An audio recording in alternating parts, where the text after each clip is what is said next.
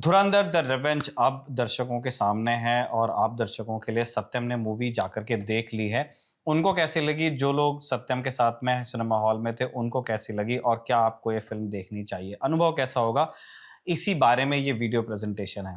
तो सत्यम, without much ado, मैं पहले ये जानना चाहता हूँ कि एक ऐसा व्यक्ति जो फिल्में पसंद करता हो, वो जिसने धुरंधर देखी हो, वो जब धुरंधर द रिवेंज देख के आता है तो उसका नेट एक्सपीरियंस कैसा होता है? मैं सबसे पहले मेरा ये है कि जो मैंने पहली धुरंधर देखी थी, मुझे लगी थी फिल्म, मतलब मैं ये आदित्य धर को इसलिए अप्रिशिएट किया था मैंने उस पिक्चर देखने के बाद कि जब हम कहते हैं अटेंशन स्पैन कम हो गया है, 1.5 मिनट की रीलों तक लोग आ गए हैं, तब 3.5 घंटा प्लस की पिक्चर में किसी को बिठाना और बोर ना करना, ये पूरा उनका मतलब उनकी कला था, उनका क्राफ्ट था, पूरा क्रेडिट वेयर इट्स ड्यू। और मैंने तब भी यही कहा था, पहली मुझे बहुत अच्छी लगी थी, मुझे मतलब पूरा उसने रोक कर रखा था, बोर नहीं किया।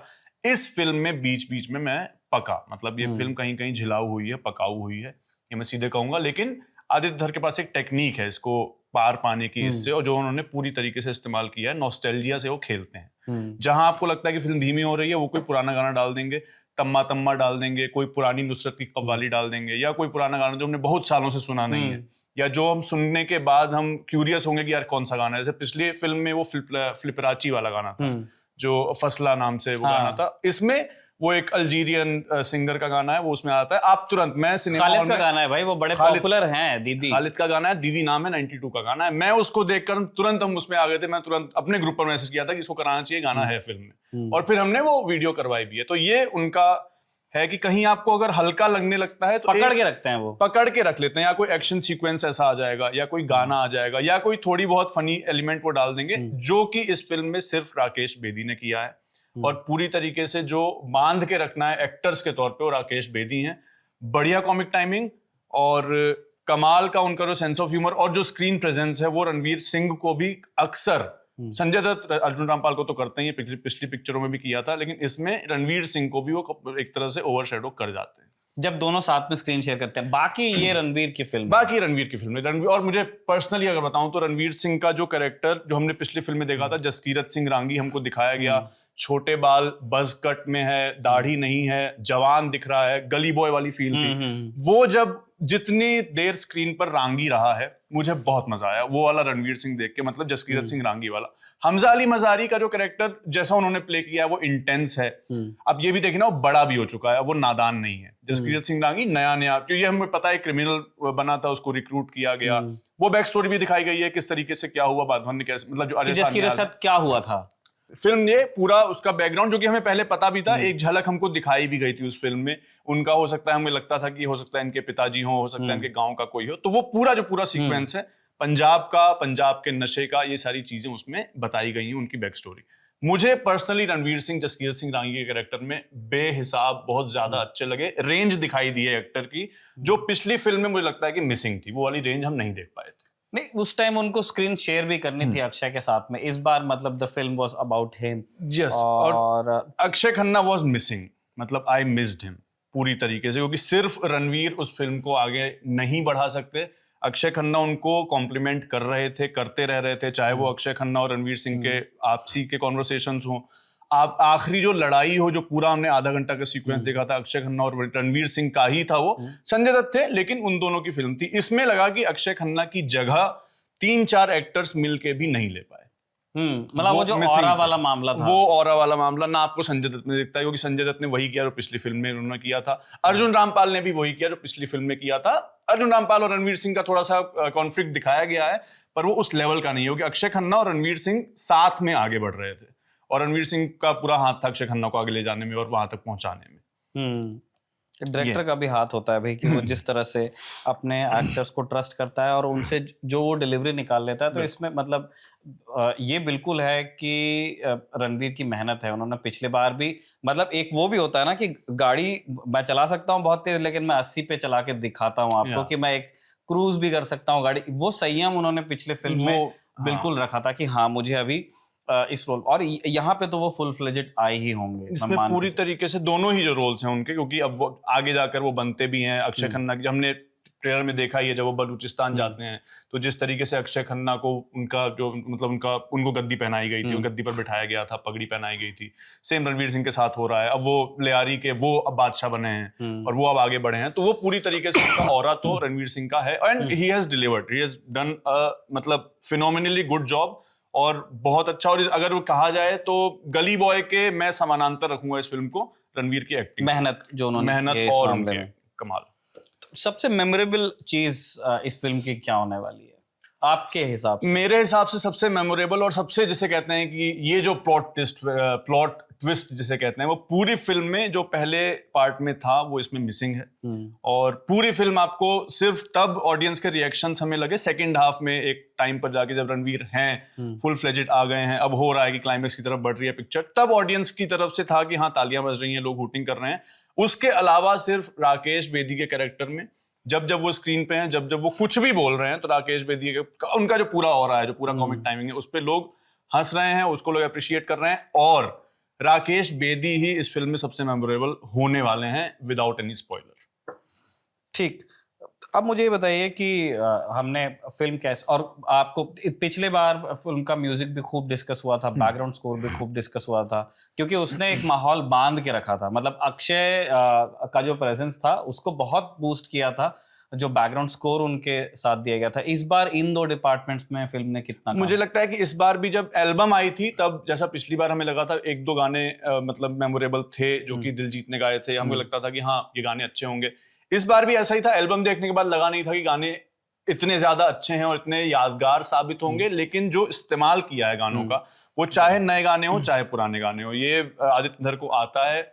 चाहे वो फोक सॉन्ग हो, चाहे कव्वाली हो, चाहे कोई पुराना गाना, जैसे पिछली फिल्म में था हवा हवा, जब संजय दत्त वो पूरा करते हैं, तो हवा हवा हमने हसन जहांगीर का गाना कितना पहले सुना था, उसके पहले भी वो कहीं आया था, तो हमको एकदम से लगा कि हाँ ये अच्छा गाना है। इस फिल्म में भी कई कई गाने उन्होंने ऐसे इस्तेमाल किए हैं जो ओरिजिनल गाने हैं।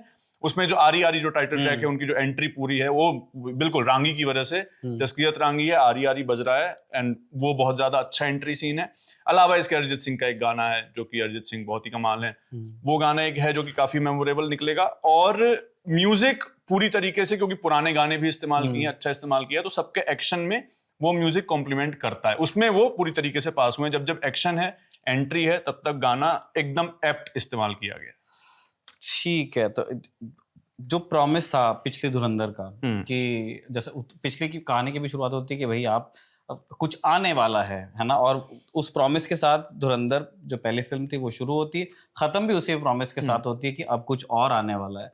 उसको कितना जस्टिफाई करती है फिल्म? मुझे लगता है कि यहाँ पे फिल्म जो है, क्योंकि किया इन्होंने यही है कि रियल इंसिडेंट्स उठाए हैं पिछले 20, 22, 23 साल के। किन किन घटनाओं का जिक्र इस बार है? जैसे पिछली बार IC 814 से वो शुरू हुआ था, हाँ। तो वहाँ जो जहूर मिस्त्री का जो कैरेक्टर था वो बाद में भी आता है, माधवन की उनसे, जो कि हमने ट्रेलर में देखा भी था, तो वो वाला पार्ट भी है। उसके अलावा जो पिछला 10-12 साल में जो बीता है, मतलब 2014 के बाद से, नरेंद्र मोदी प्रधानमंत्री बनने के बाद से जो चीजें बीती हैं, वो चीजें यहाँ पर हैं। क्योंकि 26/11 हमने पिछली बार देख लिया था, फिल्म खत्म हुई थी 2009 में जब रहमान डकैत की मौत हुई थी। यहाँ पर हम 2014 में नरेंद्र मोदी का शपथ ग्रहण हमको सुनाया जाता है टीवी पर।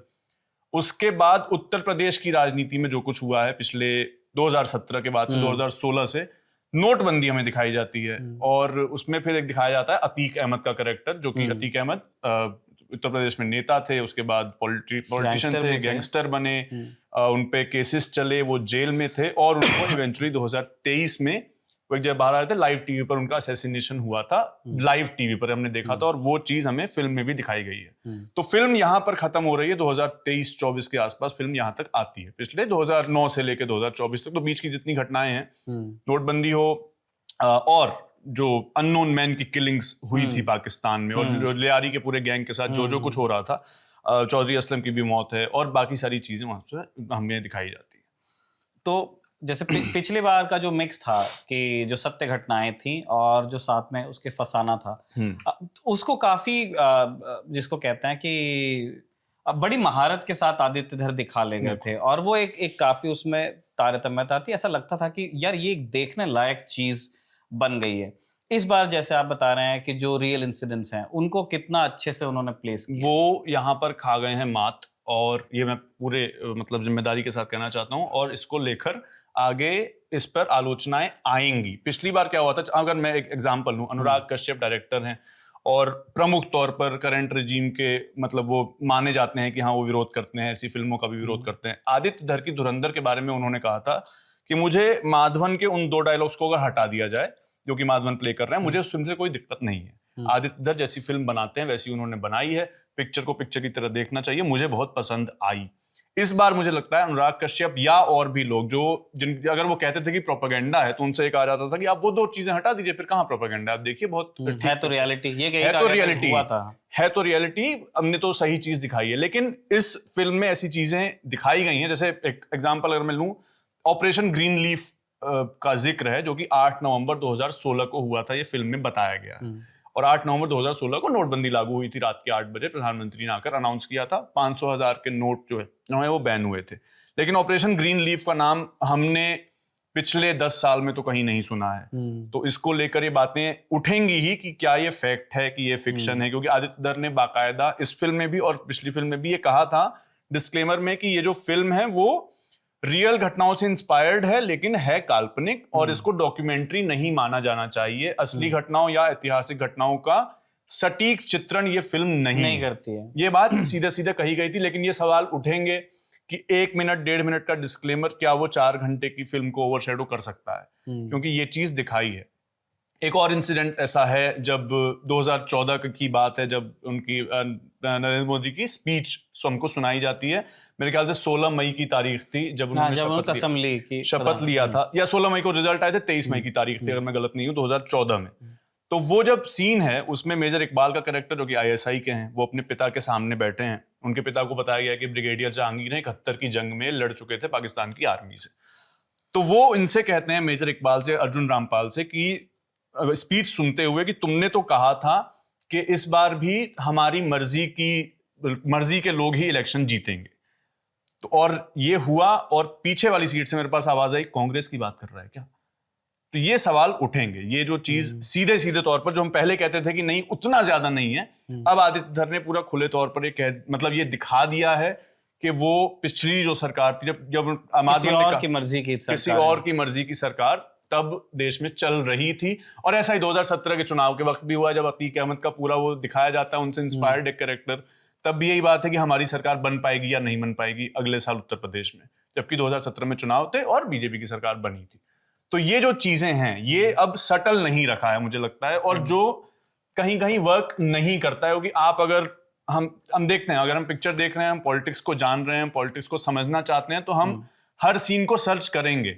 जब जैसे हमने भी पिछली बार जब धुरंधर फिल्म आई थी, तो हमने कई सारी कहानियां बताई हैं कि इसकी रियल स्टोरी ये थी। हाँ। इसको जो चिप वाली बात थी 500,000 के नोटों की, तो हाँ ये हुआ था, ये लोग इन्वॉल्व थे। या जब बात आती है नेपाल से फेक करेंसी आने की, तो हमने आज वीडियो किया है कि उसकी ये कहानी थी, यूनुस अंसारी की कहानी ये थी। वो सब चीजें हमने बताई थी क्योंकि हम सर्च करेंगे, और कोई भी सर्च करेगा अगर कोई पॉलिटिक्स को समझ रहा है तो। लेकिन जब ऑपरेशन ग्रीन लीफ जैसी बात और वो स्पीच वाली बात आएगी, तो इस पर सवाल कितने उठेंगे ये आने वाला वक्त हमको बताता रहेगा। मुझे ऐसा लगता है कि कुछ चीजें अब जिन लोगों की बात की गई है उन लोगों को बोलना चाहिए। हाँ, वो चीजें उनको और उन्हीं की तरफ से आएगा वो। हाँ। कि फिर लोग ये भी अब सोशल मीडिया पर कहना शुरू कर चुके हैं कि क्या नोटबंदी को व्हाइट वॉश किया गया, क्या नोटबंदी को एकदम सही दिखा दिया गया है। तो इस तरह के सवाल एक तरह से आने शुरू हो भी चुके हैं और आने वाले समय पर पूछे भी जाएंगे, क्योंकि उस तरीके से दिखाया गया है।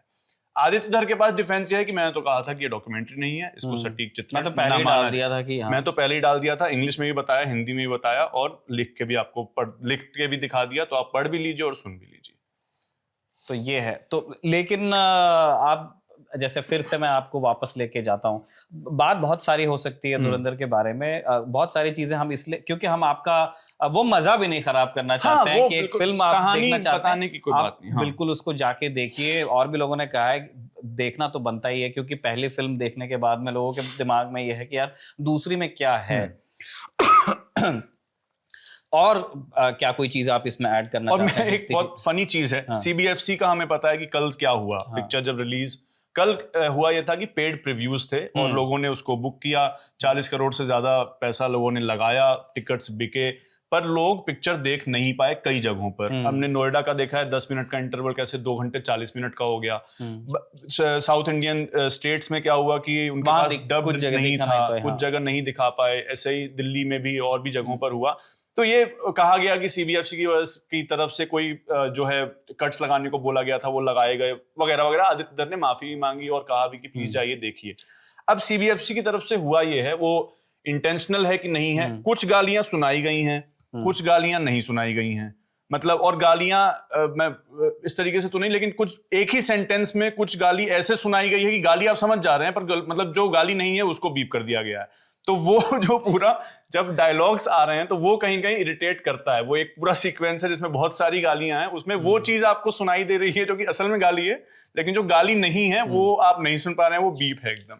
अब उसमें मुझे लगता है कि वो अभी वो टेक्निकल इश्यूज काम नहीं रहा होगा। वो ऑब्वियसली उनको कहीं से कहा गया होगा, क्योंकि फिल्मकार तो चाहता है कि ज्यादा से ज्यादा चीजें जो उसने सोचा था वो दिखा दे, लेकिन फिर एक तो ये मुझे नियमन है जिसका पालन हिंदुस्तान में करना होता है। सारे डायरेक्टर्स को तो आदित्य ने भी किया। तो ये मुझे लगता है कि ये टेक्निकल इशू हो सकता है। उसके अलावा जो वायलेंस की बात है या जो एक्शन की बात है वो दिखाया गया है। कहीं कहीं वो देखकर हैरानी भी होती है और मजा भी आता है कि वायलेंस, अगर हम अच्छा वायलेंस देखते हैं एक रस है वो। बिल्कुल बिल्कुल 9 रसों में से, सॉरी, बिल्कुल है। जैसे जो ट्रेन वाली फिल्म थी जिसमें राघव जुयाल थे, जो अभी आई थी, मैं नाम शायद भूल रहा हूँ। पोस्टर लगा देंगे, नाम मुझे भी नहीं याद आ रहा। पोस्टर लगा देंगे, बहुत अच्छी, वो अच्छी फिल्म थी। तो वो देख के हमें मजा आता है। बड़ी तारीफ हुई थी उसकी, उस एक्शन सीक्वेंस। किल बिल देखकर हमें मजा आता है। वो मतलब किल बिल फिल्म अच्छी है, बहुत अच्छा वायलेंस है। तो इसमें भी वायलेंस देखकर कहीं कहीं बहुत मजा आता है।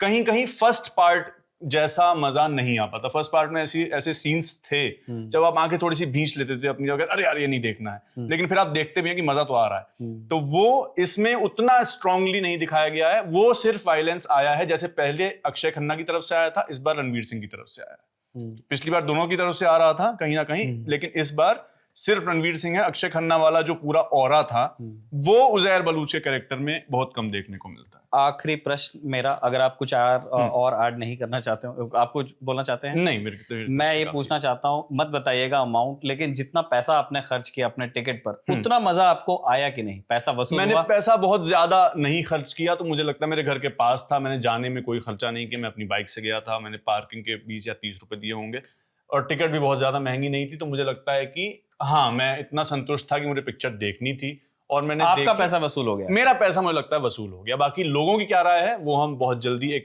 रिएक्शन वीडियो भी हम खबरगांव पर डालने वाले हैं, वो भी जरूर देखिएगा। ठीक है, तो इस फिल्म रिव्यू के बारे में आपकी क्या राय है वो आप जरूर दीजिएगा कमेंट बॉक्स में।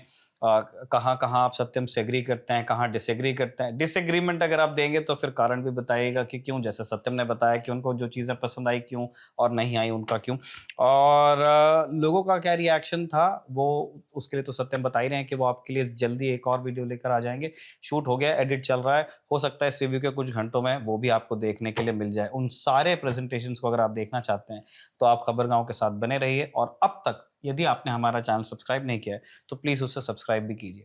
ये बातचीत आपने सुन ली, हम दोनों को देख लिया, कैमरे पर इसे सर्वेश ने रिकॉर्ड किया है, और जो एडिट करेंगे उनका नाम आपको मिल जाएगा डिस्क्रिप्शन में। Thank you so much. शुक्रिया।